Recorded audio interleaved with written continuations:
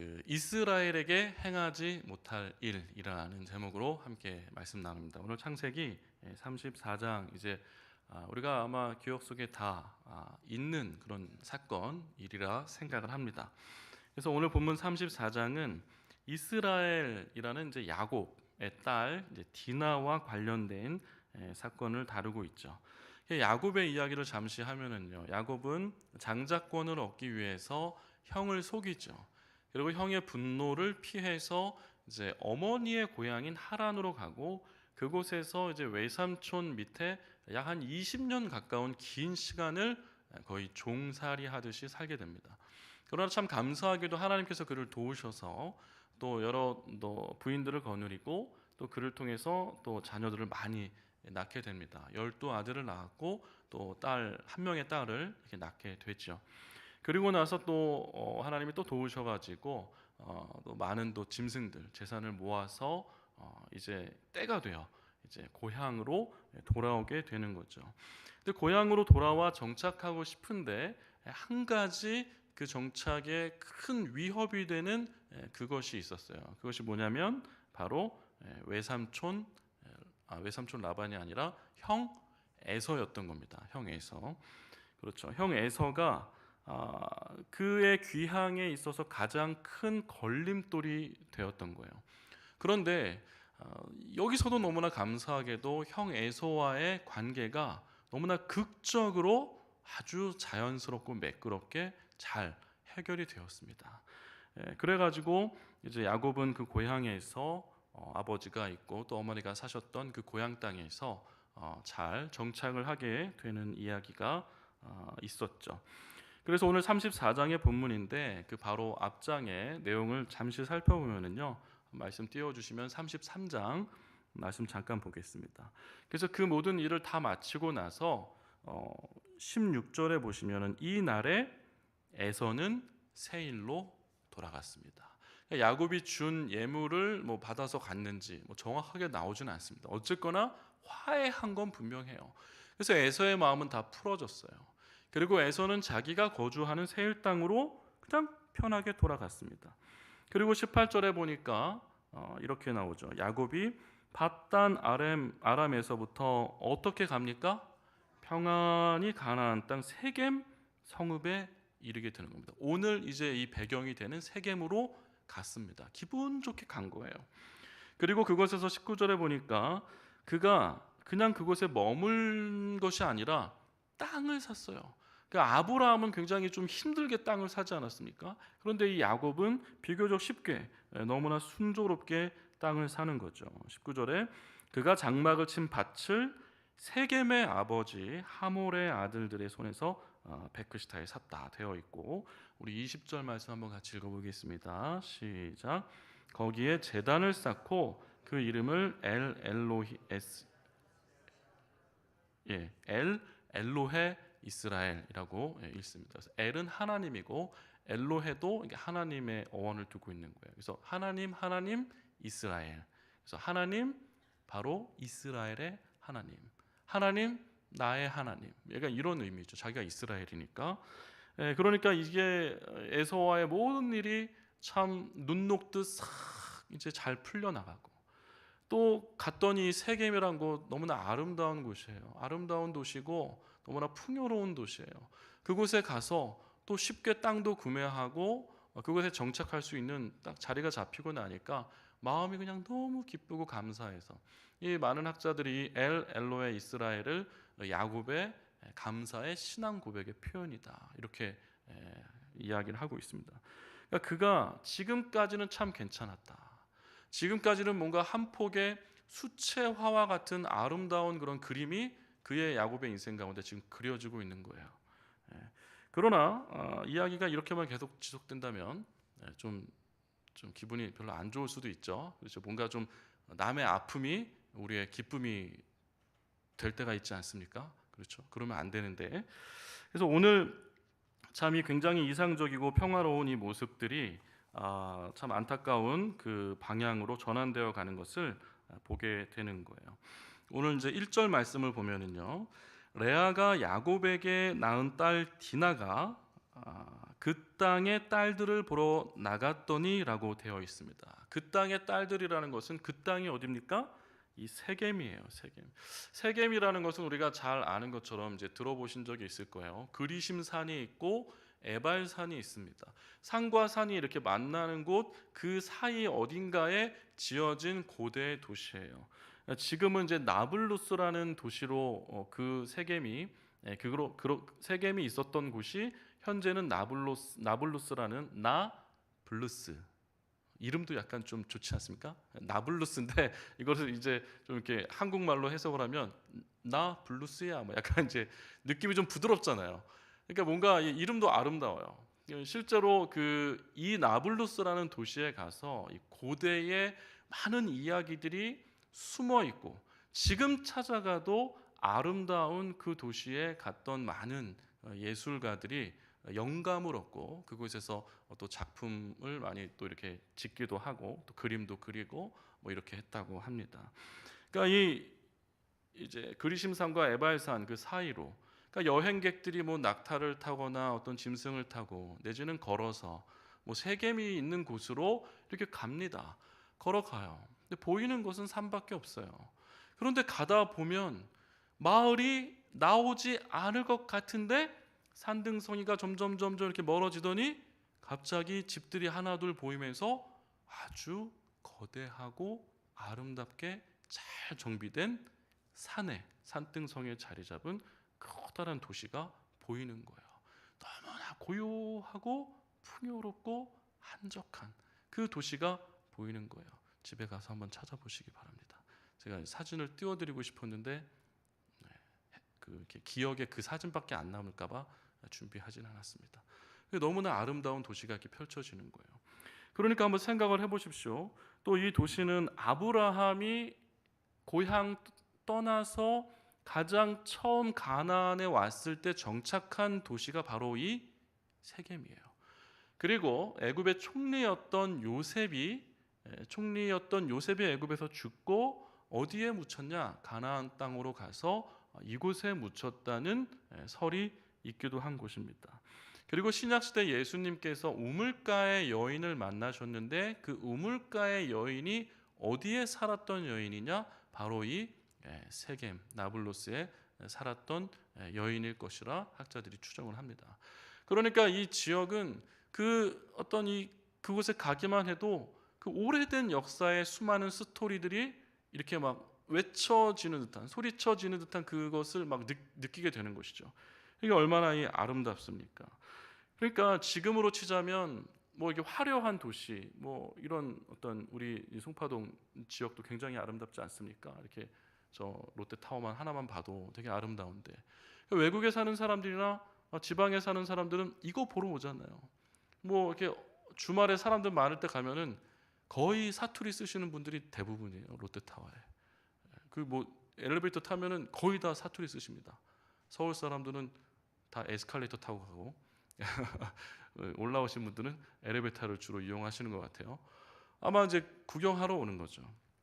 그러니까 이 디나라는 이 여인도 이 딸도 이 세겜이라는 동네에 와서 그 동네에 정말 아름다운 모습에 매료가 되었는지도 모르겠어요.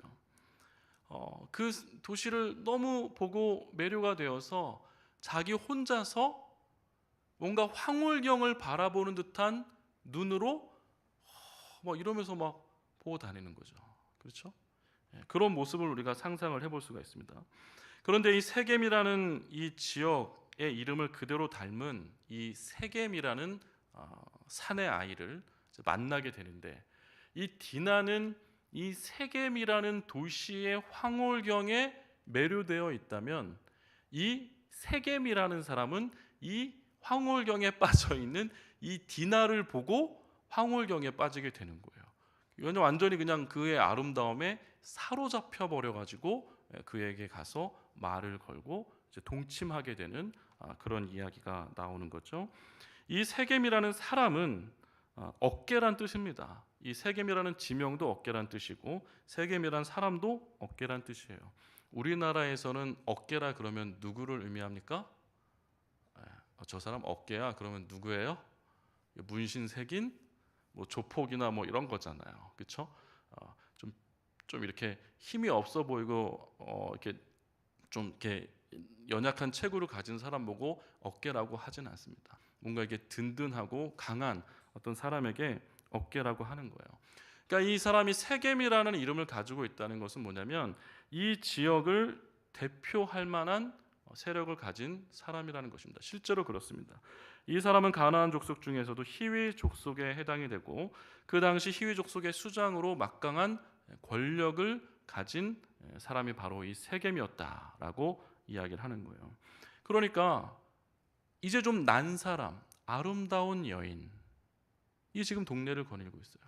그리고 그 동네에서 가장 잘난 한 청년이 그 여인을 바라보게 된 거예요. 끼리끼리 만난 겁니다. 지금 끼리끼리. 그러니까 누구 하나 못났으면 이게 맺어지지가 않는데 둘 다 지금 잘났어요. 잘난 사람 조심하시기 바랍니다. 우리 옆에 계신 분에게 좀 얘기 좀 해볼게요. 잘났으면 조심하세요.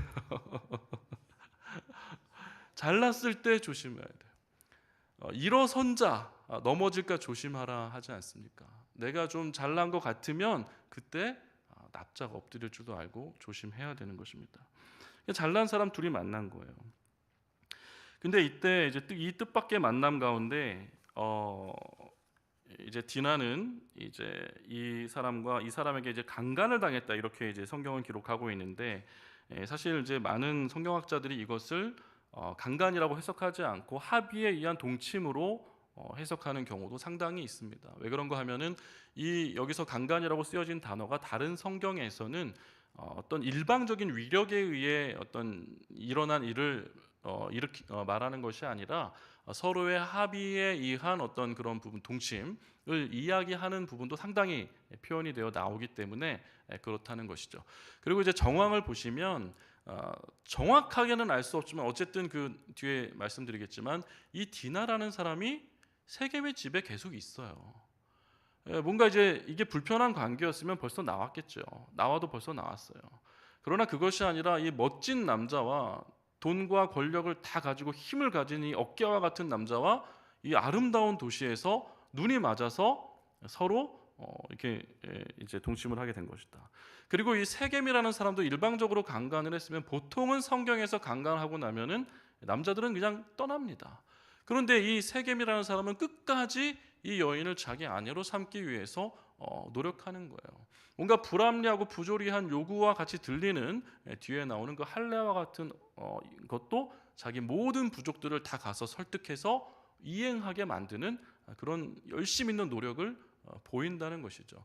그렇게 보았을 때 이것이 어떤 위력에 의한 것이라기보다는 서로 간의 마음이 통해서 어떤 동침한 것이 아니냐 이렇게 이해를 합니다. 그러나 이제 이것을 이제 강간이라고 부를 때는 뭔가 세겜에 대한 죄를 좀 더 하기 위해서 이렇게 하는 그런 표현을 쓰는 것 같기도 하다 이런 해석들도 하고 있습니다. 어쨌거나 둘 다 모두에게 문제가 있을 수 있다라는 것을 우리가 좀 생각을 해봤으면 좋겠습니다. 그리고 나서 5절에서 12절 말씀인데요. 오늘 5절에서 12절 말씀을 잠깐 보시면은요. 이제 누가 나오냐면 일종의 협상이 나와요. 이제 야곱과 그리고 세겜의 아버지 하몰이 협상을 벌입니다. 마치 어떤 음모가 감춰진 어둠 속에서의 어떤 밀실에서의 협상과 같이 그런 협상을 하게 된다는 것이요. 이 야곱과 하몰이 만나서 결국은 무엇을 이야기하냐면 내 아들에게 당신의 딸을 주시오. 그러면 두 가지 조건을 겁니다. 그러면 나의 땅들을 당신이 매매할 수 있도록 하겠다. 그리고 나의 모든 재산을 당신이 달라는 대로 얼마든지 주겠다라고 이야기하는 겁니다. 보통 어떤 거래에 있어서 어떤 협상에 있어서 우리가 뭐 다른 나라에 가서 화친을 맺고 하는 이유는 다 뭐죠? 다른 나라와 화친을 맺고 기업과 기업이 서로 이제 M&A를 하거나 아니면 협력을 한다거나 한다는 것은 무엇이냐면 그 안에서 어떤 경제적인 이윤이 있기 때문에 그것을 보통 하게 되는 거죠. 이것도 마찬가지예요. 이 디나의 의견이 어떠한지는 전혀 고려가 되고 있지 않습니다. 끝까지 디나의 생각은 무엇인지 나오지 않아요. 밝혀지지 않습니다. 이것을 놓고 여성 신학자들은 굉장히 남성 중심의 성경 기록이다라고 대단히 비판하는 분들도 계시지만 그것이 핵심 주제가 아니기 때문에, 디나의 감정이 핵심 주제가 아니기 때문에 이야기를 안 하는 것이죠. 그런 것은 아닙니다. 근데 이 협상을 가만히 보면은 뭔가 이 하몰의 입장에서는 뭔가 과분할 정도로 조건을 제시하는 것 같아요. 당신은 나에게 딸만 주면 돼. 그러므로서 당신은 이 땅에, 이 세겜이라는 땅에서 갖고 싶은 땅 내가 다 매매할 수 있도록 해줄게. 뿐만 아니라 우리가 돈도 많이 줄게. 뭔가 딸 하나를 데리고 옴으로써 너무나 과분한 조건을 제시하는 것처럼 보입니다. 하지만 그것은 다른 면으로 이해를 한다면 자신의 재산이나 세력을 야곱에게 과시하는 것처럼 보이죠. 자기 아들이 야곱의 딸 디나에게 실수한 부분이 있는지 없는지, 그 부분에 대한 진심 어린 사과나 고려는 이루어지지 않고 있습니다. 돈이 있는 사람들은 돈으로 모든 게 다 해결이 되는 줄 알고 그러고 살아가죠. 그리고 세력을 가진 자들, 권세를 가진 자들은 권세로, 자기 힘으로 모든 게 다 되는 줄 알고 착각하고 살아갑니다. 대단히 오만한 생각이죠. 지금 이 하몰도 마찬가지예요. 자기가 이 지역의 수장이고 또 대단한 재력가이고 세력가입니다. 그러니까 그것이면 다 될 줄 알고 대단한 착각으로 지금 조건을 제시하고 있는 매우 오만한 모습을 보이고 있는 것입니다. 이 말을 들은 아들들, 이제 13절에서 17절까지 보시면 야곱의 아들들이 이제 이 이야기를 듣게 됩니다. 그리고 야곱도 듣게 돼요. 근데 누가 이 이야기를 어떻게 그들에게 전했는지는 나오진 않아요. 아마 이제 디나가 뭐 갔다고 하지만 뭐 그래도 그 집에 종들이 많이 있었으니까 뭐 한둘은 그래도 따라가지 않았을까 생각을 해봅니다. 통상적으로 우리가 보았을 때 야곱의 가문도 굉장히 좀 부유한 가문이었기 때문에 충분히 어떤 따라갔던 뭐 종들이 그 이야기를 듣고 와서 전했을지도 모르고, 그리고 그 중에 한 사람이 야곱에게 이야기하고 또 어떤 사람은 그의 오빠들이 있는 들로 달려가서 그곳에 가서 또 전했는지 모릅니다. 그래서 문맥을 자세히 살펴보면은 이미 오빠들이 알고 있는 것처럼 그렇게 기록이 되어 있기도 해요. 또 그런 것들을 보았을 때 분명히 이러한 이야기들을 지금 누군가는 그들에게 전하고 있고, 그 소식을 알았던 야곱의 이 아들들은 대단히 분노하게 되었다는 것입니다. 그래서 이 하몰의 오만한 제안에 어떻게 화답합니까? 대단히 교활한 제안으로 맞서게 되는 것이죠. 어떤 제안을 하냐면 우리가 잘 아는 것처럼 너희도 다 할례를 받아야 된다. 그렇죠? 너희도 다 할례를 받지 않으면 우리 딸들을 너희에게 줄 수 없고 너희의 딸들도 우리에게 데리고 올 수 없다. 이런 이야기를 하는 겁니다. 그리고 나서 이제 이 말의 18절 말씀을 보시면은요, 하몰과 세겜의 아들들이 어떻게 받아들였을까요? 이것을 한번 18절 말씀인데 오늘 본문이 아니지만 그 다음 절이죠. 한번 같이 읽어보겠습니다. 18절 말씀 시작. 그들의 말을 하몰과 그의 아들 세겜이 좋게 여김으로, 그렇죠? 좋게 여김으로, 좋게 여겼어요. 그러면서 그 뒤에 나오는 내용들은 뭐냐면, 이제 본문이 너무 길어서 읽지 않았지만 이제 자기 지역 사람들, 이 세겜 지파 사람들에게 가서 막 설득합니다. 설득해서 야, 이거 좋은 일이잖아. 우리 다 할례 받자 하고 모든 남자들이 할례 받도록 설득하여 결국 할례까지 성공을 시키는 거죠. 시키고 나서 어떻게 됩니까? 그리고 나서 우리가 잘 아는 것처럼 시므온과 레위가 그 할례 받은 이후 3일째 되는 날에 모든 남자들을 싹 다 잡아 죽입니다.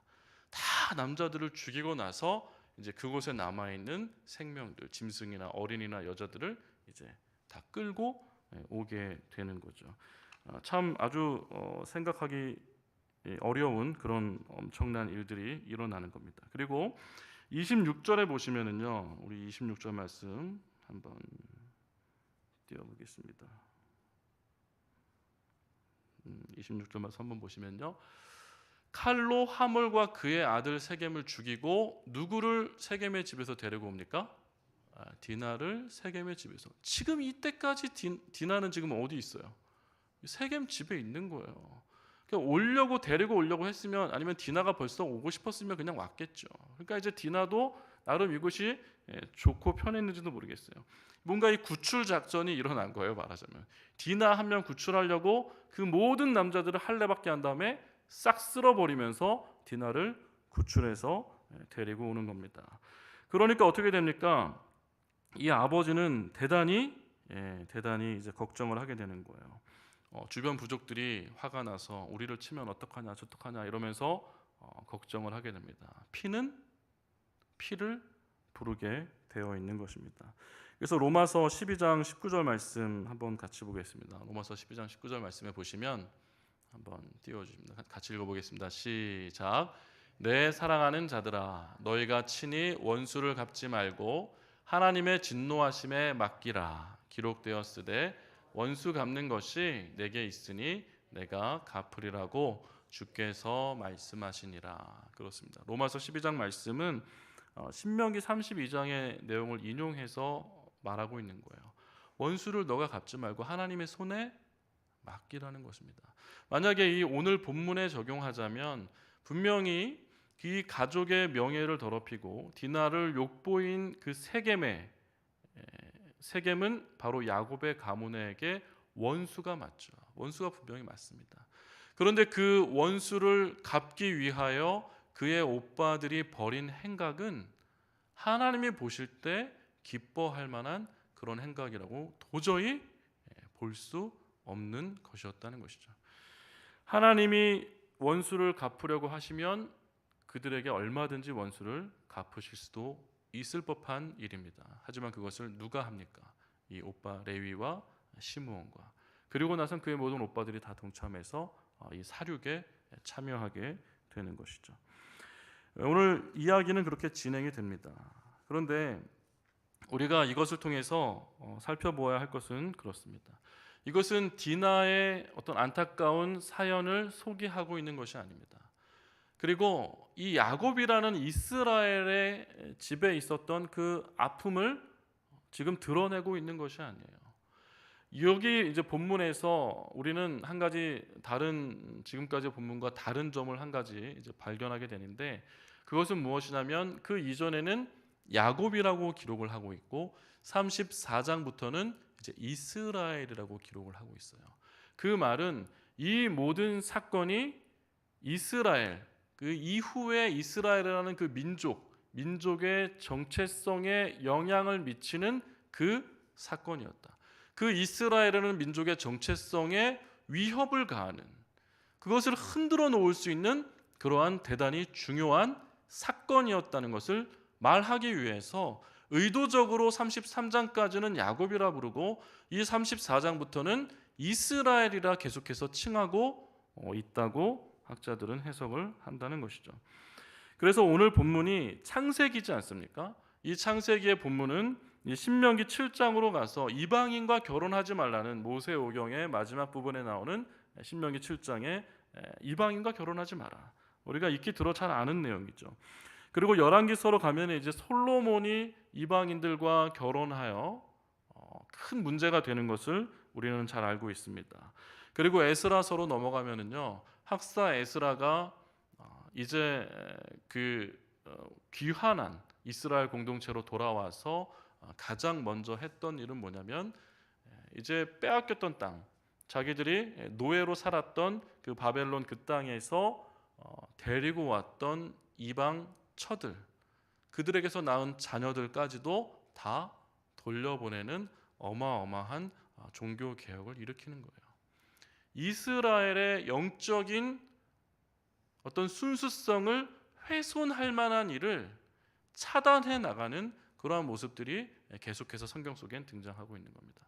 말하자면 오늘의 이야기는 이스라엘의 딸의 디나의 사건을 이야기하는 것이 아니고 이스라엘 민족의 영적인 정체성과 순수성을 보존하기 위해 우리는 애써야 한다는 어떤 그러한 암묵적인 메시지를 이곳에 담고 있다는 거예요. 그것이 신명기서로, 그것이 솔로몬의 이야기로, 그것이 에스라의 종교개혁의 이야기로 이어져 나가고 있고, 고린도서 6장 14절에 보는 것처럼 말씀 띄워주시면은요, 고린도서 6장 14절에 있는 것처럼 멍에를 지지 말라. 말씀은 좀 이따 나옵니다. 멍에를 지지 말라. 믿지 않는 자들과 멍에를 지지 말라는 말이 있지 않습니까? 그 말로 계속해서 이어져 간다는 것입니다.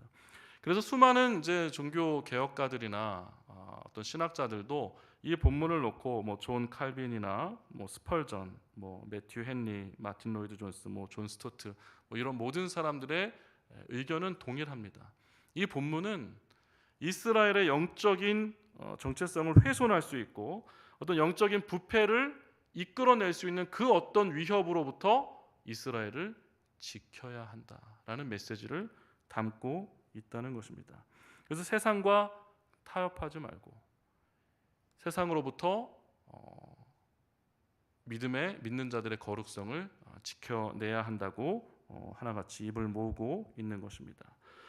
교회에서 같이 이렇게 생활하다 보면, 오랜 시간 생활하다 보면 우리가 이 교회의 거룩성을 해치는 그런 일들을 종종 하게 되는 거예요. 우리 교회 이야기는 아니지만 어떤 교회는 모여서 교인들끼리 모여서 이렇게 음주 가무를 즐기시는 분들도 계시다고 합니다. 교회 공동체 안에서 그런 분들도 있고, 또 교인들끼리 모여서 막 노래방도 가서 막 소리 지르면서 노래도 부르고, 그렇죠? 또 막 이 뭐 이렇게 좀 이렇게 현란한 파티도 막 열고 뭐 그러기도 하는 거예요. 교인들끼리 모여서, 세상 친구들끼리 모여서 한다면 모르겠어요. 그러나 그것이 과연 옳은가 한번 생각을 해볼 필요가 있습니다. 그것이 과연 이 교회의 순수성을, 이 거룩성을 지켜나가는 올바른 행동인가라는 부분에 대해서 우리가 곰곰이 생각해 보아야 한다는 것입니다. 우리는 하나님을 믿는 사람들입니다. 예수 그리스도를 믿는 사람입니다. 우리가 매료되어야 할 것은 세상이 아니고 바로 예수 그리스도라는 사실을 잊으면 안 되는 것입니다. 우리 옆에 계신 분에게 한번 이렇게 이야기했으면 좋겠습니다. 예수 그리스도의 아름다움을 닮아갑시다 라고 한번 고백해 볼까요? 네. 그리고 또 한 가지 마지막으로 이 말씀하고 마쳤으면 좋겠습니다. 옆에 계신 분에게 이렇게 고백하겠습니다. 예수님을 닮으셨군요. 너무 아름다워요 하면서 너무에 좀 강조점을 두고 한번 말씀해 보세요. 예수님을 닮으셨군요. 너무 아름다워요. 하셨습니까? 정말로 우리가 곰곰이 생각해 봤으면 좋겠어요. 우리에게 있어서 아름다움이란 무엇입니까? 우리가 쫓아야 할 그 아름다움은 무엇입니까? 이 디나나 세겜이라는 사람은 그 순간 자기들이 모든 것을 잊어버리고 한 가지, 잘못된 한 가지의 황홀경에 매료되어서 그 순간의 그 만남이 영원한 어떤 저주와 파멸로 이어져 갈 것을 모르고 그 순간 그 짧은 환희에 빠져서 그들의 인생을 나락으로 떨어뜨리고 만 거예요. 우리가 열망해야 될 그 아름다움은 바로 예수 그리스도의 아름다움인 줄 믿습니다. 그리고 우리도 누군가에게 어떤 아름다운 모습을 보이기 위한 것은 우리가 뭐 분칠한다고 뭐 이렇게 가꾸고 한다고, 그것도 중요합니다. 중요하지만 정말 중요한 것은 우리의 모습 속에 있는 예수의 아름다움, 예수님의 아름다운 그 모습이 보일 때 우리 교회 공동체가 하나님이 보실 때 아름답게 또 나아가는 것이고, 또 우리의 가정뿐만 아니라 우리 한 사람 한 사람도 그렇게 성장해 갈 수 있으리라 믿습니다. 아무쪼록 저와 여러분 모두가 또 우리 송파동 교회 공동체가 하나님 보실 때 아름다운 모습으로 그 길로 담대히 걸어나가는, 꾸준히 걸어나가는 그런 공동체와 또 저희가 될 수 있기를 주님의 이름으로 축복합니다.